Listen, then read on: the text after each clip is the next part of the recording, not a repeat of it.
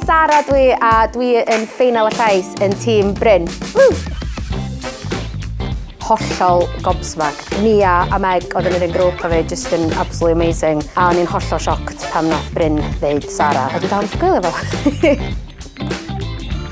Mynd trwad o'r callbacks, yna 8 o bobl amazing yna. A mi jyst mynd coelio bod Bryn di dewis fi, so oedd hwnna yn massive highlight. A dim gair o glwydda, jyst y pobl fi wedi cyfarfod. Mae pawb jyst bod mor neis.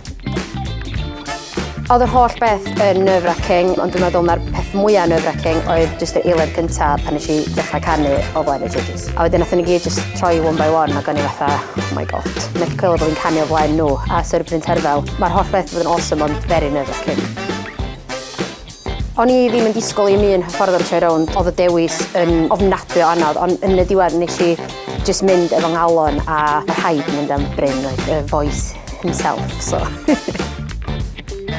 Dwi yn canu'r galon, mae canu jyst I cafu trwy lot o amser anodd, so bob tro dwi'n canu, dwi jyst yn really embraceio fo, dwi'n lyfio canu fatha power ballads. Nes I ddechrau y siwrna yma yn canu hefo chdi, Avril Lavigne, sydd yn classic o gan. Nes I gael aros Carol Parry Jones yn y callbacks, angar o gan, jyst gymaint o fatha volume a sŵn a dangos lot o be ni'n gallu neud fo llais fi. A wedyn yn y callbacks, nes I ganu Gorfod gyda nerth, classic Eden, a ia, braint cael canu hwnna. Cyngor gorau dwi wedi cael gyn Bryn sy'n stuck yn meddwl fi pan dwi yn canu, especially pan ma'n i'n canu Gorfod gyda nerth, oedd pan oedd o jyst yn mynd, gwynt!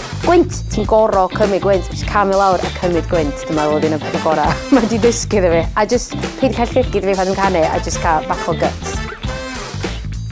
In all aspect, just pwerus. Dwi jyst yn mynd I drio enjoyo fo go iawn, ond dwi wedi cyrraedd y ffeinal sydd yn massive big deal. Oedd y pressure off fan a jyst enjoyo fo, a curo di'r cherry on the top, ond honestly, I gyrraedd ffeinal fel last one standing I Bryn Terfel, mae hynna jyst yn awesome. Dwi jyst yn mynd I canu'r galon a enjoyo fo.